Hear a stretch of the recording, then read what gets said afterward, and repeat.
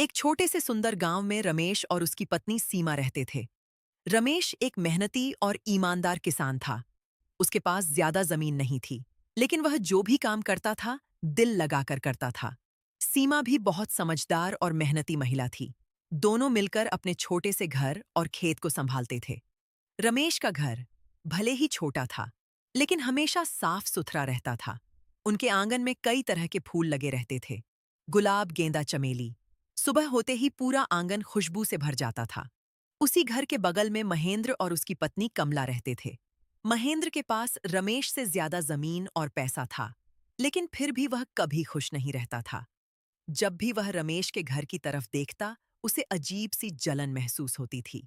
कमला भी बिल्कुल वैसी ही थी। वह अक्सर महेंद्र से कहती, देखो जी, रमेश के पास तो हमसे कम सब कुछ है, लेकिन फिर भी लोग उसकी तारीफ करते रहते हैं। महेंद्र गुस्से में कहता, हाँ, मुझे भी समझ नहीं आता। आखिर उसमें ऐसा क्या है? असल में रमेश का स्वभाव बहुत अच्छा था। वह गांव के हर इंसान की मदद करता था। अगर किसी के खेत में काम ज्यादा होता, तो रमेश बिना कुछ लिए मदद करने चला जाता। इसी वजह से पूरे गांव में रमेश की बहुत इज्जत थी। लेकिन यह बात महेंद्र और कमला को बिल्कुल पसंद नहीं थी। एक दिन गांव में फसल प्रतियोगिता होने वाली थी। जो किसान सबसे अच्छी फसल उगाएगा, उसे इनाम मिलेगा। रमेश ने अपने छोटे से खेत में बहुत मेहनत की। उसने दिन रात मेहनत करके खेत को तैयार किया। सीमा भी उसका पूरा साथ देती थी। दूसरी तरफ महेंद्र के पास बड़ा खेत था, लेकिन वह उतनी मेहनत नहीं करता था। उसे भरोसा था कि उसका बड़ा खेत ही उसे जीत दिला देगा। कुछ दिनों बाद जब फसल तैयार हुई तो रमेश का खेत देखकर हर कोई हैरान रह गया। उसके खेत में गेहूं की बालियां इतनी अच्छी और मजबूत थीं कि लोग दूर दूर से देखने आते थे। गांव के सरपंच ने कहा, रमेश, तुमने कमाल कर दिया। इतनी अच्छी फसल मैंने सालों में नहीं देखी। यह सुनकर महेंद्र के मन में और ज्यादा जलन भर गई।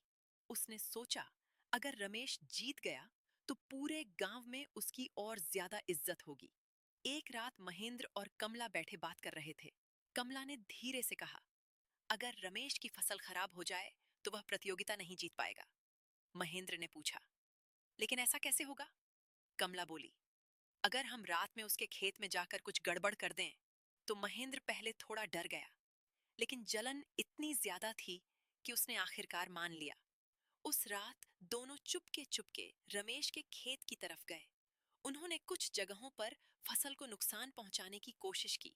तभी अचानक पीछे से आवाज आई, तुम लोग यहाँ क्या कर रहे हो? दोनों घबरा कर पीछे मुड़े। वहां गांव का चौकीदार रामू खड़ा था। महेंद्र और कमला घबरा गए, लेकिन किसी तरह उन्होंने बहाना बना दिया कि वे रास्ता भूल गए थे। रामू को थोड़ा शक हुआ, लेकिन उसने कुछ नहीं कहा। अगली सुबह रमेश अपने खेत गया। उसे देखकर थोड़ा अजीब लगा कि कुछ जगह फसल खराब हुई थी, लेकिन उसने ज्यादा ध्यान नहीं दिया। वह बोला, शायद जानवर आ गए होंगे। सीमा ने कहा, कोई बात नहीं, जो बचा है वही काफी है। दोनों ने फिर से मेहनत शुरू कर दी। इधर महेंद्र और कमला सोच रहे थे कि अब रमेश हार जाएगा। कुछ दिनों बाद प्रतियोगिता का दिन आ गया। गांव के सभी किसान अपनी फसल दिखाने आए। जब जज लोग खेत देखने आए तो उन्होंने हर खेत का निरीक्षण किया।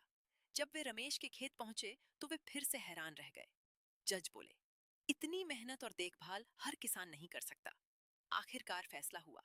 पहला इनाम रमेश को मिला। पूरा गांव तालियां बजाने लगा। रमेश को बड़ा इनाम और सम्मान मिला। यह देखकर महेंद्र का चेहरा उतर गया। कमला भी बहुत परेशान थी। उसी समय चौकीदार रामू आगे आया। उसने सरपंच से कहा, सरपंच जी, मुझे कुछ बताना है। रामू ने सारी बात बता दी कि उसने रात में महेंद्र और कमला को रमेश के खेत के पास देखा था। पूरा गांव हैरान रह गया। सरपंच ने गुस्से में पूछा, क्या यह सच है? महेंद्र और कमला शर्म से सिर झुकाकर खड़े रहे। अब उनके पास कोई जवाब नहीं था। सबको लगा कि रमेश बहुत गुस्सा करेगा, लेकिन रमेश आगे आया और बोला, सरपंच जी, इन्हें माफ कर दीजिए। सब लोग हैरान रह गए। सरपंच ने पूछा, तुम इन्हें माफ क्यों करना चाहते हो? रमेश मुस्कुराते हुए बोला, जलन इंसान से गलती करवा देती है। अगर हम माफ नहीं करेंगे तो गांव में शांति कैसे रहेगी? यह सुनकर महेंद्र की आंखों में आंसू आ गए। वह रमेश के पैरों में गिरकर बोला, मुझे माफ कर दो रमेश, मैंने जलन में आकर बहुत बड़ी गलती कर दी। रमेश ने उसे उठाकर गले लगा लिया। सीमा भी मुस्कुरा रही थी। उस दिन के बाद महेंद्र पूरी तरह बदल गया। अब वह भी रमेश की तरह मेहनत करने लगा। दोनों पड़ोसी अब अच्छे दोस्त बन गए और गांव के लोग भी इस बदलाव को देखकर खुश थे। कहानी की सीख, जलन इंसान को गलत रास्ते पर ले जाती है, लेकिन मेहनत, ईमानदारी और माफ करने की भावना इंसान को महान बना देती है। इसीलिए हमें कभी भी किसी की तरक्की से जलना नहीं चाहिए, बल्कि उससे सीख लेकर खुद भी मेहनत करनी चाहिए।